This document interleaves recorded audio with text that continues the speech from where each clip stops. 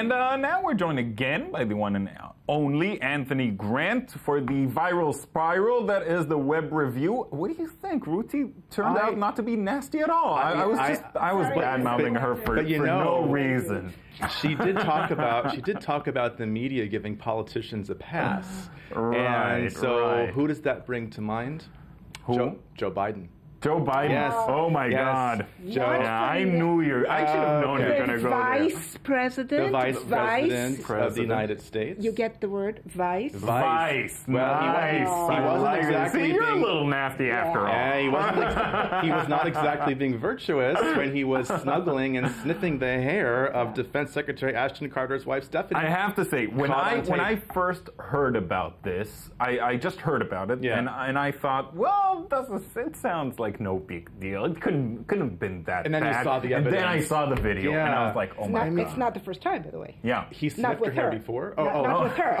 He had he's had a bunch of these things. He had a woman biker. Yeah. He had a woman biker on his lap the other day at some. I saw some picture online that said 50 Shades of Biden. Ooh, I think one shade is more than enough for most of the American public. He tried to kiss a 13-year-old girl. Yeah, it was a little awkward. Yeah. It was a little awkward. They do things a little differently in Delaware, you know. So anyway, more power or less to Biden. Shifting back to Israel, and it was really weird there. Okay, let's move on. You can check it out online if you must. Anyway, little Nadav G. Can't pronounce his last name, 16-year-old.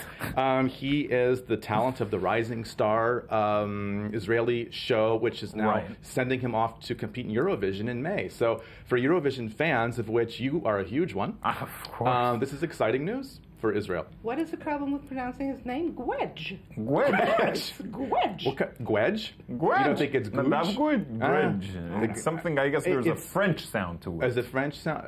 So he's going to Vienna for the Eurovision Song Contest. Yeah. And that's interesting. Unknown, I guess, I don't know. He could become look, ABBA got their start at Eurovision.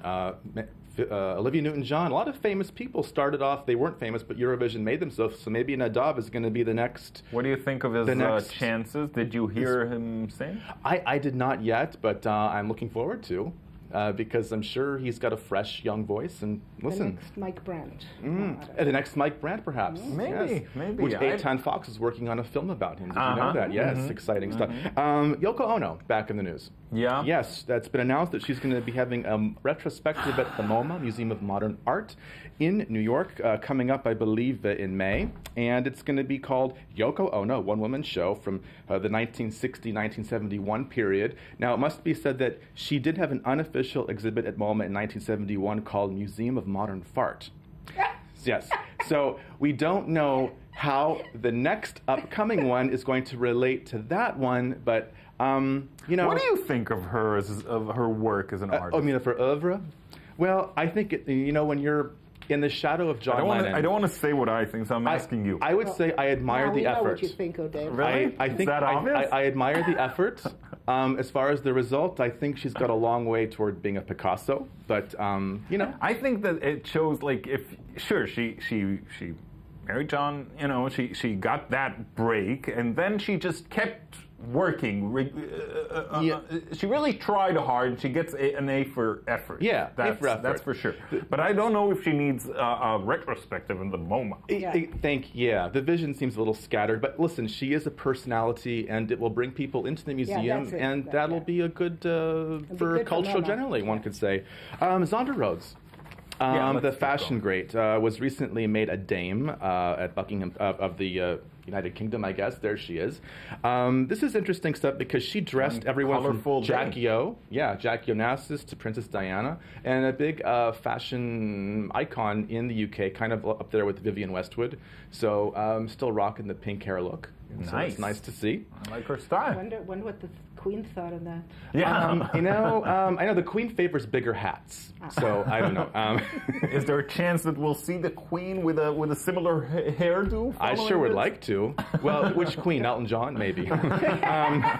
Anyway, speaking of real Queens, Queen. Elton John. Geraldo Rivera. Yes. Ooh, is he still around? He's still. He is the man in the mustache. Yes, there he is. He slammed hip hop as being very destructive culturally. Well, I think that the Geraldo Rivera is very destructive. Exactly. I gotta say, I don't know why he decided to weigh in on this raging debate at this particular time, but he has. Didn't he have that picture that leaked? The Instagram picture? Yeah. He leaked it himself. I mean, he was like, see me roar, topless. We didn't really want to see that. That was kind of destructive culturally.